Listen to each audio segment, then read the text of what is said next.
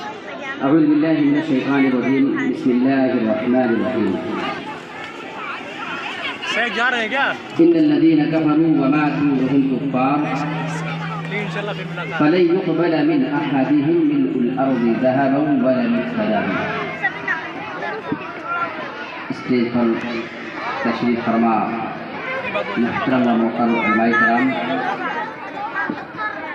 بزرگوں، نوجوان ساتھیوں، عزیز بچوں، پردہ نشین خواتین اسلام کے علماؤں اور بہنوں، آج کی اس مبارک محفل میں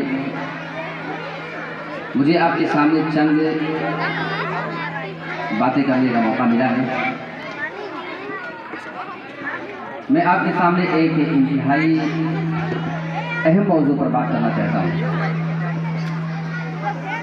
میں آپ کے سامنے فتنہ ارتداد کے موضوع پر مختصر روشنی ڈالنے کی کوشش کروں گا۔ فتنہ ارتداد کیا ہے؟ یہ مسئلہ ہے کیا؟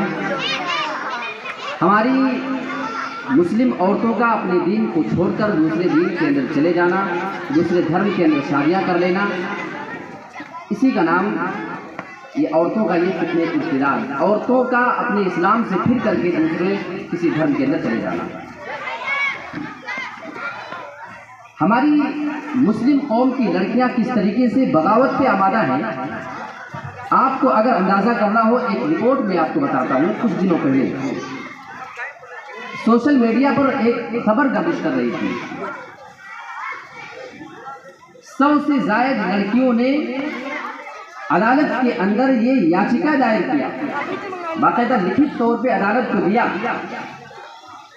کہ ہم مسلم لڑکیاں ہیں، ہم فلاں فلاں غیر مسلم لڑکوں سے محبت کرتی ہیں، اور آپ جرأت ذرا دیکھیں، مجال دیکھیں، لڑکیوں نے مکمل اپنا نام، اپنے باپ کا نام، اپنا مکان نمبر، ایڈریس، فل ایڈریس کے ساتھ اپنا نام بتا دیا، کوئی ہچکچاہٹ نہیں، کوئی شرم نہیں۔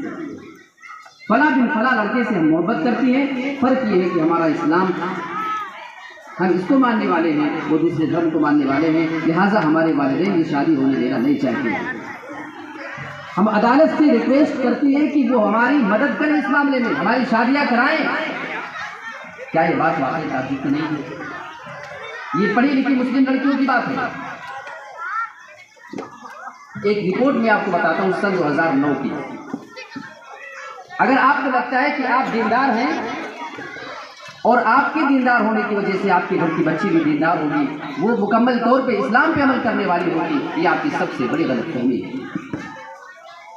پونا کے اندر سن 2009 میں وہاں کے امام صاحب نے ایک سروے کروایا تھا، 15 دن کا سروے تھا، کچھ نوجوانوں کو بھیجا اور باقاعدہ رپورٹنگ کے لیے ان کو تیار کیا۔ 15 دن کے بعد جو رپورٹ آتی ہے، فوٹو وغیرہ شوٹ کیا، پارکوں میں، بیچ پر، پہاڑی ایریے میں، ہوٹلوں میں، تمام جگہوں پہ گھومنے کے بعد تصویریں نکال کر جب لائے تو معلوم چلا کہ تقریباً 250 مسلم لڑکیاں ایسی تھیں جو غیر مسلموں کے ساتھ چل پھر رہی ہیں، ان کے ساتھ وہ کھا پی رہی ہیں، ان کے ساتھ پانچوں کی زندگی بن رہی ہے۔ کیا یہ بات ہم مسلمانوں کی یہ تعجب والی نہیں ہے؟ جمعہ کی نماز کے بعد باقاعدہ وہ تصویریں تقسیم کر دی گئی تاکہ لوگوں کو معلوم ہو جائے کہ ہماری نوجوان لڑکیاں کہاں جا رہی ہیں۔ لوگ دیکھ رہے ہیں تو بڑے تعجب کر رہے ہیں، یہ تو فلاں حاجی صاحب کی لڑکی ہے، یہ تو ہمارے درمیان جو سب سے زیادہ نیک بندہ مانا جاتا ہے، یہ تو اس کی لڑکی ہے۔ تو اگر آپ کو یہ لگتا ہے کہ آپ نیک ہیں، آپ نمازی ہیں، تو آپ کی بچی بھی آپ کی پابند ہوگی، بات ایسی نہیں۔ مسئلہ یہ ہے کہ آپ اپنی بچیوں کی پابندی کا ذمہ خود لیں۔ اب میں آپ کے سامنے کچھ ریزن بتانا چاہتا ہوں، ہماری یہ مسلمان لڑکیاں جو پھر رہی ہیں اسلام سے، کیا اسباب ہیں، ریزنز کیا ہیں، تاکہ آپ اس کے اوپر روک لگانے کی کوشش کر سکیں۔ سب سے پہلی بات، اسلامی تعلیم سے دوری ہماری نوجوان لڑکی ہے۔ بچی تھوڑی سی بڑی ہوتی ہے، گھر والوں کی خواہش ہوتی ہے کہ ہم اپنی بچی کو اسکول کا راستہ دکھانے والے ہیں، ہم اسے کسی کالج، کسی یونیورسٹی کے اندر داخل کریں گے، ہم اسلامی تعلیم اس کو نہیں دلا سکتے ہیں۔ کچھ ایسے بھی ہیں جو اللہ کے لیے اور اس کے رسول کے لیے دینی تعلیم کے لیے اپنی بچیوں پہ اتنے پیسے خرچے کہ آپ تصور نہیں کر سکتے ہیں۔ مجھے ایک ابھی جلدی ایک خبر معلوم ہوئی بہرائچ کی، ایک آدمی ہے وہ اپنی 12 13 سال 14 سال کی 2 بچیاں اس کی ہیں، وہ اسکول میں پڑھواتا ہے اور دینی تعلیم کے لیے ٹیوشن میں ایک عالم کو اپنے گھر پہ بلاتے ہیں اور اس کے لیے وہ فیس کیا دیتے ہیں معلوم ہے؟ واقعی 20,000 روپیہ ایک عالم کو صرف 2 بچیوں کے لیے دے رہا بندہ تاکہ ہماری بچی کو صحیح طور پہ اسلام کی تعلیم دے سکے۔ ہے ایسے لوگ، اور اسی چیز کی ضرورت ہے، آپ کو ضرورت ہے کہ اپنے بچیوں کے درمیان ایمان کی ویلیو کو سمجھانے کی کوشش کریں۔ اچھا دوسری چیز، مخلوط تعلیم و نظام۔ آج کل مسلمان لڑکیاں، فاطمہ نام ہے، عائشہ نام ہے، ام حبیبہ نام، یہ ساری لڑکیاں جب آپ کالجوں میں آپ جا کر دیکھیں گے معلوم چلے گا وہ ایک بینچ پر ایک ٹیبل پر ایک لڑکے کے ساتھ بیٹھ کر اسکول میں تعلیم حاصل کر رہی ہے، ایڈمیشن دلانے والا اس کا باپ ہے، اس کا بھائی ہے، اسے معلوم ہے کہ یہاں پہ کیا سسٹم ہے، ساری چیزیں دیکھ کر کے آتا ہے، لیکن اس کی غیرت گوارہ کر رہی ہے کہ اپنی بچی کو اس طریقے سے بھیج رہا ہے۔ اس معاملے میں ہماری شریعت کیا کہتی ہے؟ آؤ قرآن مجید سے کیا کہتے ہیں؟ یا نساء النبی لستن کأحد من النساء ان اتقیتن فلا تخضعن بالقول فیطمع الذی فی قلبہ مرض۔ اے نبی کی بیویوں، تم عام عورتوں کی طریقے سے نہیں ہو، تمہارا مقام اور مرتبہ ہم نے بہت بلند کر دیا ہے۔ ان اتقیتن، اگر تمہارے دل میں اللہ کا خوف ہے، اگر تم اللہ سے ڈرنے والی ہو، فلا تخضعن بالقول، تو تم اپنی آواز میں لچک پیدا نہ کرو، اپنی آواز میں تم نرمی اور مٹھاس پیدا نہ کرو، کیا نقصان ہوگا؟ فیطمع الذی فی قلبہ مرض، ہو سکتا ہے کسی کے دل میں کوئی بیماری ہو، وہ تمہاری نرم و نازک آواز کو سننے کے بعد تمہارے بارے میں اپنے دل میں کوئی خیال نہ پال بیٹھے۔ یہ حکم اللہ کس کو دے رہا ہے؟ نبی کی بیویوں کو یاد کیا جا رہا ہے جو پوری کائنات میں تمام عورتوں میں سب سے زیادہ پاک دامن ہے، جن کے بارے میں ہمارا عقیدہ یہ کہ تمام مومنوں کی مائیں ہیں، ان کے بارے میں کوئی بھی مومن اپنے دل میں غلط خیال نہیں پال سکتا تھا۔ اچھا اب آپ سے سوال کرتا ہوں، نبی کی بیویوں کو کن کے سامنے زیادہ دیر باتیں کرنا پڑتی تھی، کن کو مخاطب کرنا پڑتا تھا؟ آپ کا جواب ہوگا یا تو وہ نبی کے صحابہ ہوا کرتے تھے یا صحابہ کے بعد وہ تابعین کا زمانہ ہوا کرتا تھا۔ اگر آپ نبی کے صحابہ کی بات کرتے ہو تو نبی کے صحابہ پوری کائنات میں نبی کے بعد سب سے زیادہ افضل، نبیوں کو چھوڑنے کے بعد جن کے ایمان کی گواہی قرآن میں اللہ رب العالمین نے اس انداز میں دیا ہے، فَإِنْ آمَنُوا بِمِثْلِ مَا آمَنْتُمْ بِهِ فَقَدِ اهْتَدَوْا، یہ ہمارے نبی کے صحابہ جس طریقے سے ایمان لائے ہیں، اگر ایسا تم بھی ایمان لے آؤ، یہ سارے لوگ اگر اسی طریقے کا ایمان لے آئے فَقَدِ اهْتَدَوْا، تو اللہ رب العالمین گارنٹی لیتا ہے کہ سارے کے سارے لوگ ہدایت یاب ہو جائیں گے۔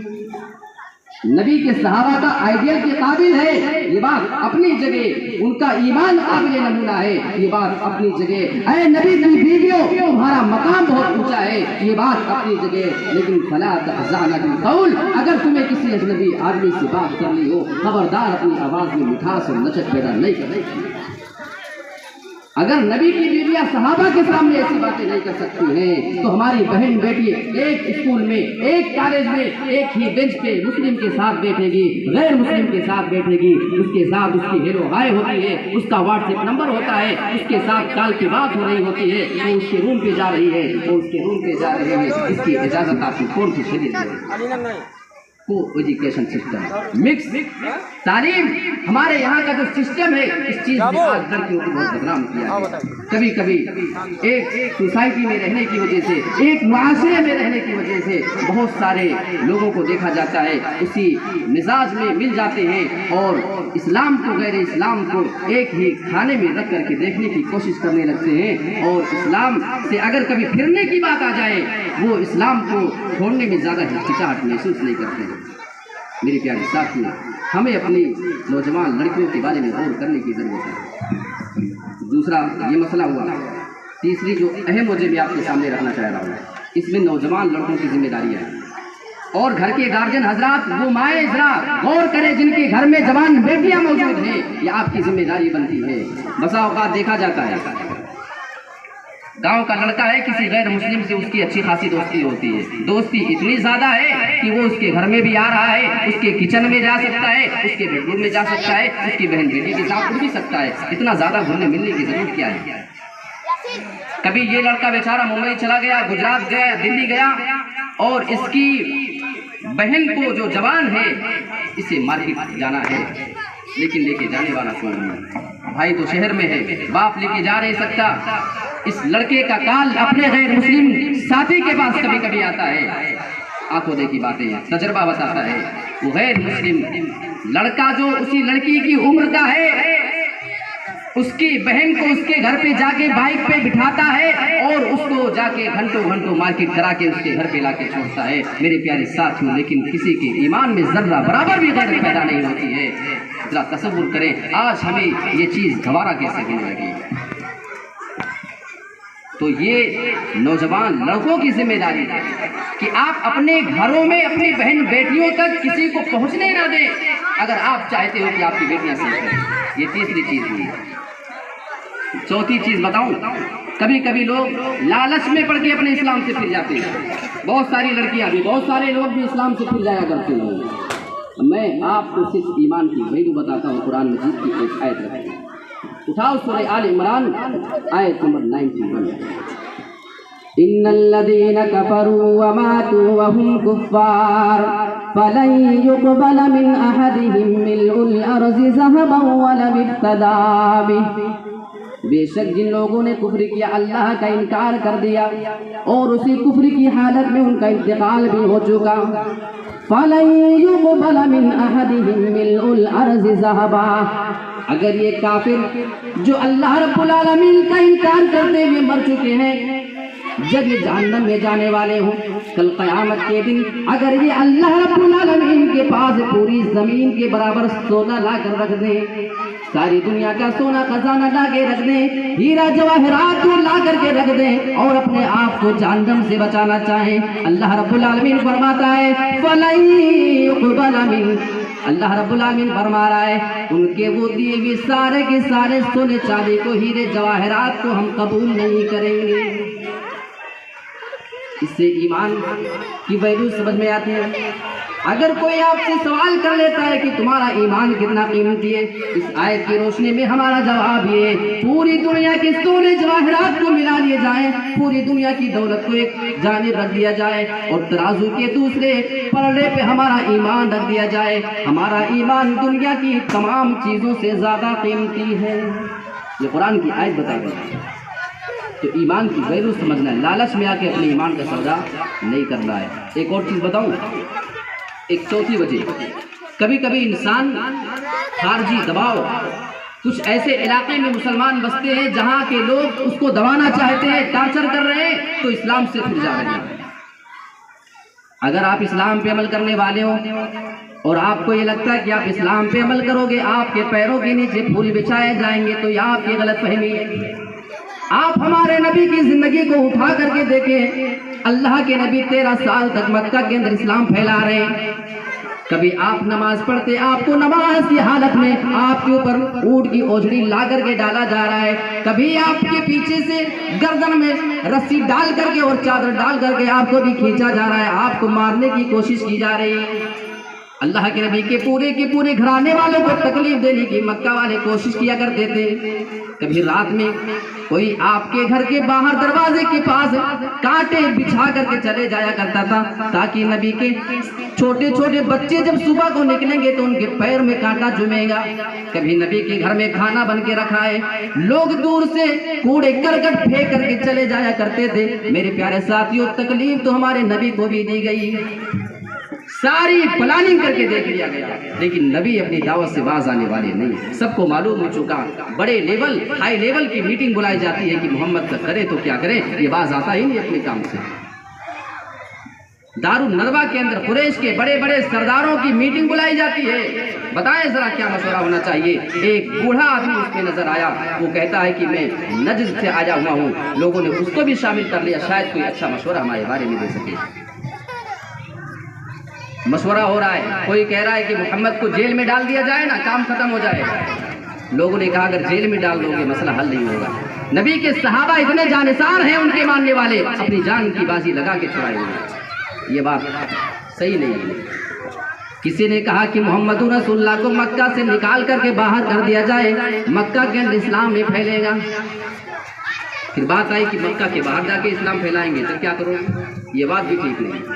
ابو جہل کھڑا ہوتا ہے، کہنے لگا میرا مشورہ یہ ہے، ہر قبیلے سے ایک ایک نوجوان اٹھے، اپنے ہاتھ میں وہ تلوار لے، ہتھیار لے، اور آج کی رات جب محمد اپنے بستر پر سو رہے ہوں تو سارے کے سارے نوجوان ان کا ایک ساتھ قتل کر دیں۔ اس صورت میں جب سارے لوگ مل کے ماریں گے تو محمد کے گھرانے والے کس سے بدلہ لے پائیں گے؟ ممکن ہی نہیں ہے کہ سب سے بدلہ لے سکے۔ وہ نزدی بوڑھا جو اپنے آپ کو بتا رہا تھا وہ بھی کھڑا ہوتا ہے، اس کے الفاظ سنو، القول ما قال الرجل، بات تو اسی نوجوان کی مناسب معلوم ہوتی ہے، دونوں کی رائے مل جاتی ہے۔ کہنے لگا ہاں اس آدمی کی بات مجھے بھی پسند آئی، ایسا ہی ہونا چاہیے، آج کی رات محمد کا قتل کر دیا جائے۔ میرے پیارے ساتھیوں، اسلام پر چلنے کی وجہ سے، رب کی جانب بلانے کی وجہ سے ہمارے نبی کو بھی تو قتل کی پلاننگ کی گئی تھی۔ ہمارے نبی کو اپنی پوری فیملی کو مکہ سے چھوڑ کے جانا پڑا تھا۔ اللہ کے نبی کو مکہ سے محبت تھی، اپنی بیوی بچوں کو چھوڑ کے جانا پڑ رہا تھا، زمین و جائیداد چھوڑ کے جانا پڑ رہا تھا میرے پیارے ساتھیوں، لیکن اسلام کے لیے یہ سارے کام آپ نے برداشت کیے۔ اللہ کے نبی مکہ سے نکل رہے تھے، اپنے گھر کی جدائی کیا ہوتی ہے؟ ہم اور آپ چند مہینے کے لیے گھر سے رخصت ہوتے ہیں، جب اپنے بچوں کو الوداع کہتے ہیں ہماری آنکھوں میں بھی آنسو آ جایا کرتے ہیں، پتہ نہیں پھر آئندہ ملاقات ہونا ہو۔ ہم اپنی ماں سے اپنے باپ سے دور ہوتے ہیں، اپنے بیوی بچوں سے جب دور جاتے ہیں تو ہماری آنکھیں بھی اشکبار ہو جایا کرتی ہیں۔ ہمارے نبی مکہ کو چھوڑ کر کے جا رہے تھے، آپ مکہ کو دیکھ کے کہتے ہیں اے مکہ تو پوری سرزمین کے اندر، پوری دنیا میں سب سے زیادہ مجھے عزیز اور محبوب ہے، اگر تیرے باشندے یہاں سے نکلنے کے لیے مجھے مجبور نہ کر دیتے تو میں تجھے کبھی چھوڑ کر کے نہیں جاتا۔ نبی کو تکلیف ہو رہی ہے، آپ ہجرت تو کر جاتے ہیں لیکن اسلام سے کبھی سمجھوتا ہمارے رسول نے نہیں کیا ہے۔ یہ بات دلیل ہے کہ اسلام کے چلنے کی وجہ سے آپ کو ٹارچر کیا جائے گا، آپ کو تکلیفیں پہنچائی جائیں گی، زمین ہموار لگے تو وہاں پہ عمل کریں، نہیں تو وہ جگہ چھوڑ کر دوسری جگہ چلے جائیں، لیکن خبردار اپنے اسلام سے سمجھوتا نہیں کر سکتے۔ ایک اور وجہ بتاتا ہوں آپ کو، ہماری مسلم خواتین نوجوان لڑکیاں، ان کے مرتد ہونے کی ایک اہم وجہ بتاؤں، آج کل سیریل کا زمانہ ہے، فلموں کا زمانہ ہے، لڑکی سیریل دیکھتی ہے، فلم دیکھتی ہے، ڈرامے کچھ ایسے انداز بھی کبھی کبھی آ جاتے ہیں، 2-2 گھنٹے کی ڈرامے صرف یہ دکھایا جاتا ہے کہ مسلم لڑکی کسی غیر مسلم لڑکے سے محبت کرتی ہے۔ لڑکی کے گھر والے شادی نہیں ہونے دینا چاہتے، لڑکے کے گھر والے بھی نہیں ہونے دینا چاہتے ہیں، یہ اسٹوری ایسے کریٹ کی جاتی ہے، ایسے انداز میں اس کو دکھایا جاتا ہے، یہ مسلم لڑکی دیکھ رہی ہے اور وہ کہانی دیکھ کر کے اس کی آنکھوں سے آنسو نکل رہے ہیں، یعنی اس کا دل کہہ رہا ہے کہ اگر دھرم بیچ میں آ رہا ہے محبت کے تو ہونا نہیں چاہیے ایسا، ان دونوں کی شادی ہو جانا چاہیے۔ اس کی آنکھوں سے نکلنے والا آنسو بتا رہا ہے، وہ اندر سے تیار چیز کے لیے بیٹھی ہوئی ہے کہ اگر کسی کا دھرم آ رہا ہے، اگر سچی محبت ہو جائے تو اس کی شادیاں ہو جانی چاہیے۔ میرے پیارے ساتھیوں، وہ بتا رہی ہے، اس کا دل کہہ رہا ہے، اس کی آنکھوں کے آنسو یہ چیز بتا رہے ہیں۔ ہاں، جو ایکٹر اور ایکٹریس یہ ڈرامے کیا کرتے ہیں ان کی ریئل لائف میں یہی ہو رہا ہے، وہ دکھاتے بھی یہی ہے، ان کی ریئل لائف میں یہی چیز دیکھی جاتی ہے، کوئی فرق نہیں رکھا جاتا ہے کسی دھرم کا، مسلم ہے کیا ہے، کرسچن ہے، سکھ ہے، عیسائی ہے، بس ان کا اسٹیٹس اور لیول میں اس پر جائے شادیاں ہو جایا کرتی ہیں۔ ہم تو ذات اور برادری کی مصیبت سے نہیں نکل پائے، اپنے آپ کو نہیں نکال سکے، اور وہاں تو دھرم کا بھی خیال نہیں کیا جاتا ہے۔ میرے پیارے ساتھیوں، وہ لڑکی جن کو دیکھ کر کے بڑی ہوتی ہے، جن کے فلمی کردار کو دیکھ کر کے اس کے دل میں باتیں بیٹھی ہوئی ہیں، اگر کبھی موقع بنے، کبھی کوئی بہروپیہ اس سے بہکانے میں کامیاب ہو جائے، اگر اسے محبت کا جھانسا دے کر کے، اگر جھوٹی محبت کا دعویٰ پیش کر کے اگر اس کو بہکا کے پھسلانے میں اگر کامیاب ہو جاتا ہے تو پھر اپنے اسلام سے پھرنے میں زیادہ وقت نہیں لگاتی ہے۔ ابھی کچھ دنوں پہلے 2-3 مہینے کی ایک رپورٹ میں آپ کو بتا رہا ہوں، ایک لڑکی غیر مسلم سے شادی کر لیتی ہے، باقاعدہ اس کی وہ پیشانی جو رب کے سامنے کبھی جھکا کرتی تھی، آج اس کی پیشانی غیر اللہ کے سامنے جھکا کرتی ہے۔ اس لڑکی کے کسی رشتہ دار نے اس کی ماں کو کال کیا اور پوچھا کہ یہ میں کیا سن رہا ہوں تمہاری بیٹی کے بارے میں۔ تو جانتے ہیں میرے پیارے ساتھیوں، ایک اہم چیز میں آپ کو بتانا چاہتا ہوں، اس لڑکی کی ماں نے جو جملہ کہا تھا وہ جملہ ہم مسلمانوں کو سمجھنا چاہیے۔ اس نے کہا تھا کہ تمہارے پاس دولت تھی، جو رشتہ دار اس کو کال کیا تھا، میرے پاس ایک سے زائد لڑکیاں تھیں، میں شادی کرنے کی طاقت نہیں رکھ رہی تھی، میری کئی بچیاں جوان تھیں، ابھی بھی میرے اندر حیثیت نہیں ہے، وہ بچی میری بالغ ہو چکی تھی، شاید اگر میں وقت پر اس کی شادی کر سکتی تو میری بیٹی آج اس طریقے سے اپنی مرضی سے کوئی لڑکا لے کر کے نہ بھاگ جاتی اور مجھے شرمندہ نہیں ہونا پڑتا اور اسلام سے دور جاتے ہوئے مجھے دیکھنا نہیں پڑتا۔ یعنی وہ ماں یہ بتانا چاہتی ہے کہ آج ہماری جہیز کی لعنت نے ہماری بیٹی کو ہمارے اسلام سے دور کر دیا ہے۔ میرے پیارے ساتھیوں، آپ تصور کرو، ہماری شان و شوکت، ہمارے جہیز کے ڈیمانڈ اور ہمارے یہ تمام قسم کے مطالبات جو ایک غریب ماں باپ کو کھائے جا رہا ہے، کسی کی 4 لڑکیاں ہو جائیں، اسے بیچارے کو شادی کے لیے بچپنے سے پلاننگ کرنی پڑ رہی ہے۔ کیا کرنا ہے بھائی؟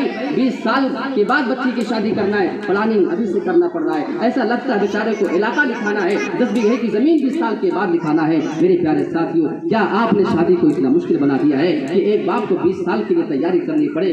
افسوس ہے اگر وہ بچی خدا نہ خواستہ شادی میں تاخیر ہو جائے۔ اللہ رب العالمین نے ہر عورت کی ضرورت بنائی ہے، ہر مرد کی ضرورت بنائی ہے، اگر وقت پہ شادی نہ ہو سکے اور وہ اسلام سے پھر جائے، کیا اس کے ذمہ دار ہم مسلمان ہوں گے یا نہیں ہوں گے؟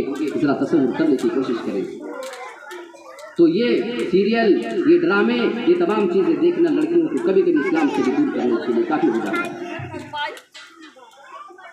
ایک اور اہم مجھے شادی بیاہ میں تاخیر، جو میں ابھی اشارے میں بات کیا، بس اسی چیز کو بتا کے آپ کے سامنے میں بات کو ختم کر دیتا ہوں، اور اس میں آپ کے سامنے کچھ پوائنٹ رکھنا چاہ رہا ہوں، مقصد صرف واقعہ بتانا نہیں۔ اللہ کے نبی جناب محمد رسول اللہ اپنے صحابہ کے درمیان موجود تھے۔ ایک عورت آتی ہے، کہنے لگے اللہ کے نبی، میں آپ کے پاس اس مقصد سے آئی ہوں کہ آپ مجھ سے نکاح کر لیجیے، میں آپ سے شادی کرنا چاہتی ہوں۔ اللہ کے نبی جواب دیتے ہیں کہ میں اس وقت تم سے شادی نہیں کر سکتا ہوں، مجھے ضرورت نہیں۔ ایک دوسرا آدمی کھڑا ہوتا ہے، کہنے لگا اللہ کے نبی اگر آپ اس سے شادی نہیں کرنا چاہتے تو آپ میرا نکاح اس سے کرا دیجیے، میں اس سے نکاح کرنے کے لیے تیار ہوں۔ آدمی نے مطالبہ کیا اللہ کے نبی میری شادی کرا دیجیے۔ اب نبی کا سوال کیا ہے؟ لڑکی سے صرف اتنا سوال ہوتا ہے کہ دیکھ لو یہ آدمی شادی کرنا چاہتا ہے، اگر تمہیں پسند ہو تو بتاؤ، میں تو نہیں کر سکتا ہوں، اسی آدمی سے کرا دیتا ہوں۔ عورت نے کہا اللہ کے نبی کوئی بات نہیں، اگر آپ نہیں کرنا چاہتے آپ اسی آدمی سے کرا دیں۔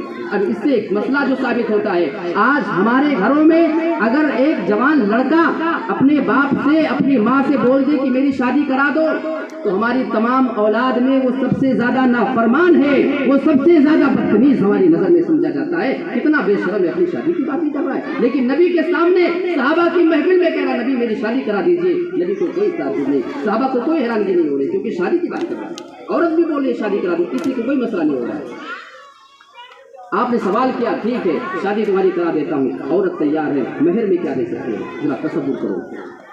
کہنے لگا اللہ کے نبی ایک چادر، ایک لنگی ہے، وہی آدھی پھاڑ کر کے دے سکتا ہوں۔ آپ نے فرمایا پھر نہ اس کے کام کی نہ تمہارے کام کی، ایک کام کرو، تلاش کرو، شاید کوئی چیز مل جائے۔ اور نبی کی حدیث کے الفاظ دیکھو، التمس ولو خاتما من الحدید، اے میرے پیارے ساتھی تم گھر جا کے تلاش کر کے آؤ، اگر تمہارے پاس لوہے کی انگوٹھی مل جائے اسی کو لے کر کے آنا، میں اسی کے ذریعے تمہارا نکاح کرا دیتا ہوں مہر بنا کر۔ وہ آدمی تلاش کرنے جاتا اپنے گھر پہ اور تھوڑی دیر کے بعد مایوس ہو کر کے آتا ہے، کہنے لگا اللہ کے نبی میرے گھر میں مجھے لوہے کی انگوٹھی تک نہ مل سکی۔ تھوڑی دیر کے بعد وہ آدمی مایوس ہو کر کے جانا چاہ رہا ہے، اللہ کے نبی اس کو اپنے پاس بلاتے ہیں، کیا بات ہے؟ کہنے لگا اللہ کے نبی جب میرے پاس مہر میں دینے کے لیے کوئی چیز نہیں تو میرا نکاح کیسے ہو سکتا ہے؟ میں مایوس ہو چکا ہوں، واپس جا رہا ہوں۔ اللہ کے نبی اس کو اپنے پاس بلاتے ہیں اور اللہ کے نبی اس کے لیے راستہ نکال رہے ہیں۔ آپ نے فرمایا ادھر آؤ، اب میں آپ کے سامنے ایک بات جو رکھنا چاہتا ہوں، جو نقطہ اس حدیث کے اندر ملے گا، اللہ کے نبی اگر چاہتے آپ اس کو بول دیتے کوئی بات نہیں، جاؤ 2-4 دن کی مہلت دے دیتا ہوں، تھوڑی سی دولت کما لینا، تھوڑے سے مہر میں دینے کے لیے روپیہ پیسہ ہو جائے، ایک لوہے کی انگوٹھی خریدنے کے لیے تمہارے پاس طاقت ہو جائے، اس کے بعد لے کر کے آنا، میں اسی عورت سے تمہارا نکاح کرا دوں گا۔ اللہ کے نبی نے اس آدمی کو ایک ہفتے کے لیے بھی مہلت نہیں دیا، ایک دن کے لیے بھی آپ نے اس شادی کو نہیں ٹالا، کیونکہ اس آدمی کو ابھی ضرورت ہے نکاح کرنے کی، اس کی شادی اور اس کا نکاح ابھی ہونا چاہیے۔ آپ اس کو ٹال نہیں رہے۔ ہمارے یہاں تو رشتہ طے ہونے کے بعد 2 سال تک جاؤ، پیر پہ لڑکا بھی کھڑا نہیں ہے، پیر پہ سیٹ نہیں ہے، 20 25 ہزار روپیہ کمانے والا یہ لڑکا آج ہماری نظر میں سیٹ نہیں ہے۔ نبی کی نظر میں وہ آدمی بھی شادی کے قابل تھا جو لوہے کی انگوٹھی دینے کی بھی طاقت نہیں رکھتا تھا۔ اللہ کے نبی نے سوال کیا تمہیں کیا کچھ قرآن یاد ہے؟ انہوں نے کہا ہاں اللہ کے نبی، قرآن کی باتیں سنا تو اطمینان ہوتا ہے، فلاں صورتیں یاد ہے، کچھ صورتوں کے نام گرائے۔ اللہ کے نبی نے اس عورت سے سوال کر لیا، اگر میں قرآن کی انہی صورتوں کو، انہی آیتوں کو اگر مہر بنا کے میں تمہارا اس سے نکاح کرا دوں تو کیا یہ مہر تو قبول کر لے گی؟ بڑی دیندار عورت تھی، قربان جائیے، کہنے لگی اللہ کے نبی اگر قرآن کی یہ صورتیں ہمارے نکاح میں مہر بن جاتی ہیں، اس سے زیادہ بابرکت نکاح کس کا ہو سکتا ہے؟ مجھے منظور ہے، آپ ابھی میرا نکاح کرا دیجیے۔ میرے پیارے ساتھیوں، آج تو ہمارے نکاح کے ٹائم پہ سب سے پہلا جو سوال کسی کے کان میں گونجتا ہے، کتنا آیا ہے؟ سونا کتنا آیا؟ بتا دو 8 10 تولہ 20 تولہ، ہاں یہ شادی ہے کام کی، لگ رہا ہے کام کے لیے۔ بتا دو کہیں آیا ہے ایسے 10 20 ہزار کا مہر ہے؟ لوگ کہتے نہیں یہ کوئی شادی ہے، لگتا ہوں گے کوئی لچڑ کچھ چل دو۔ آج ہم نے شادی کو کامیاب وہ مانا ہے جس میں زیادہ مہر دیا جا رہا ہے۔ میرے پیارے ساتھیوں، دینداری ہماری نظر میں آج کوئی اہمیت نہیں رکھتی ہے۔ یہ چند باتیں میں نے آپ کے سامنے اپنے وقت کی رعایت کرتے ہوئے رکھا ہوں۔ اس کے بعد ہمیں حضرت الشیخ عبدالسمیع مدنی حفظ اللہ کو بھی سننا ہے، ہمارے بڑے ہی محترم ہیں اور سبھی ہم بڑی محبت اور شیخ سے لگاؤ رکھتے ہیں۔ اللہ رب العالمین شیخ کی عمر دراز کرے، لہٰذا میں شیخ کا مزید 1 منٹ بھی لینا گنجائش اس میں نے سمجھتا ہوں اپنے لیے۔ اللہ رب العالمین سے دعا کرتا ہوں کہ پروردگار عالم کہی گئی تمام باتوں پہ ہم تمام لوگوں کو عمل پیرا ہونے کی توفیق عطا فرما، آمین۔ وآخر دعوانا ان الحمد للہ رب العالمین، والسلام علیکم ورحمۃ اللہ وبرکاتہ۔